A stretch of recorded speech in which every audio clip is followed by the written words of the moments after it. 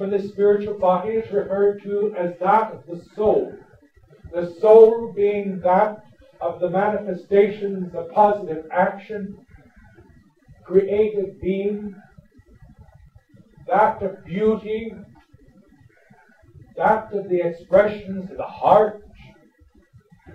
This is what man truly is, a triune being within his own self, mind, body, and spirit. Even St. Paul said that there's a physical body and there is a spiritual body. This spiritual body is one that needs to be acknowledged and taken care of as well. But I must get back. I have to rest at this point in time, and the subject this morning is that of mind. The mind, as I said, is a creative force within your own self. Your mind has an expression of its own called that of thought. Thought affects things. Thought affects the body. As I noted to you just a few moments ago, how you can feel your own thinking. Your thoughts also affect things that are around you, people. Their reactions towards you. How many times have you ever experienced, boy, I enjoyed being around that person. It was a pleasure. And then other times, they get me away from this individual. It is their own thinking.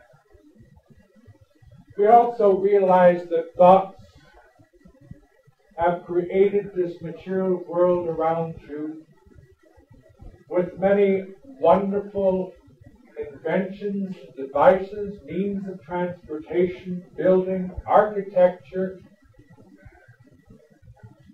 the sciences themselves, medicine, all of these together have created the world around you. Many of the greatest minds in the past have contributed. Many of the present minds are trying so very, very hard to take the various diseases and illnesses. Many minds are trying to unlock even farther. Not only that of atomic energy, nuclear energy, but even breaking down the components even more. By reconstructing molecules, by eliminating certain ones. Such simple things as even air and water can be recomposed, that it can be made into food to feed the thousands and thousands of starving individuals that exist here upon this earth plane at this time. Such a wonderful thing what thought can do. There's also another side to thought.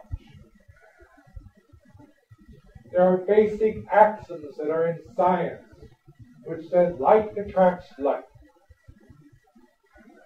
And of course, this being that, as a man thinketh, so is he. If you wish to attract to yourselves disharmony, unhappiness, if you wish to be miserable, continue to do so. You'll have on your doorstep all of these things. But if you change your mind, change your thinking, and realize that your thoughts, when dwelt with prosperity, when held in harmony, when reached in peace and expressed in beauty, gives to you all those things which you may desire, that you may want to need. For consider the lilies of this field, for they spin and toil not. God has provided man with all the tools in which to exist here upon this earthline, as well as to exist throughout the eons and time through the various dimensions of life itself. You were created as whole. You are complete. There's nothing lacking in any individual here this morning. There's nothing that none of you cannot do if you put your mind to it. There's nothing that you can't accomplish if you put your mind to it. You can heal your own body. You can lift your own spirit. You can attract to you that prosperity that you may need to exist. You can do all of these things. But the unfortunate part that I might note at this time is the fact that I cannot do it for you. Nor can the person to your right or left or front or back, or any person in your own family. It's something that you yourself have to decide. This element of free will, which is a component within its own self. You have that free will. You have that choice. So which do you choose? Which do you want? Do you wish to be happy?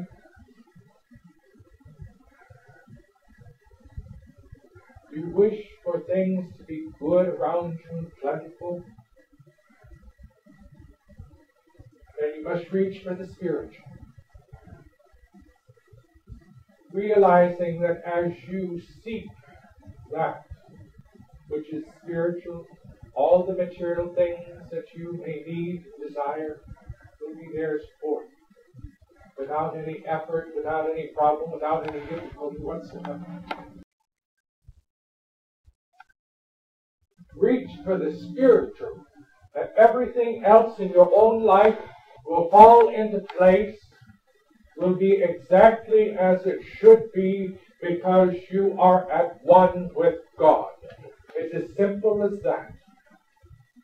Being about your Father's business, doing what you should be doing. With all the words that I have said this morning, it boils down to the fact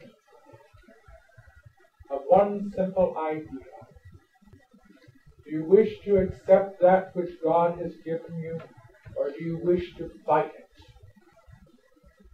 Do you wish to accept that which God has given to you through love, through understanding, or do you wish to reject it? Yet how many times, how many individuals that you know of that do this? Ask, and ye shall receive. Seeking ye shall find. Knock, and the door will be opened unto you. Ask through prayer, through meditation, through attunement, through spiritual development. All of these things are tools that are given to you to express your spirituality, to express your true brotherhood, to express who you really are, a child of God, who was created in the likeness of God. God, not that being of a man with a long white beard, but God as infinite intelligence, infinite beyond the limitations of man's mind, his mortal mind, his material mind, his selfish mind, his egotistical mind. But that of the creative mind, the positive mind, the whole mind.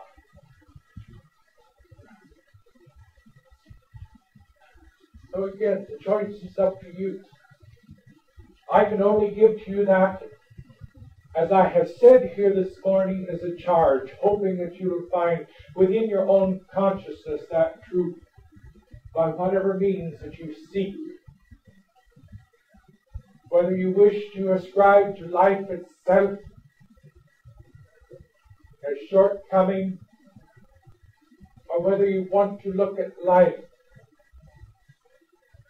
as a spiritual route, as an adventure, as some type of a trip through which you are going throughout the whole universe, that you have eons of time before you. You have everything in your favor, everything going for you. Don't sell yourself short. Don't cut yourself short. So I leave those few words with you this morning.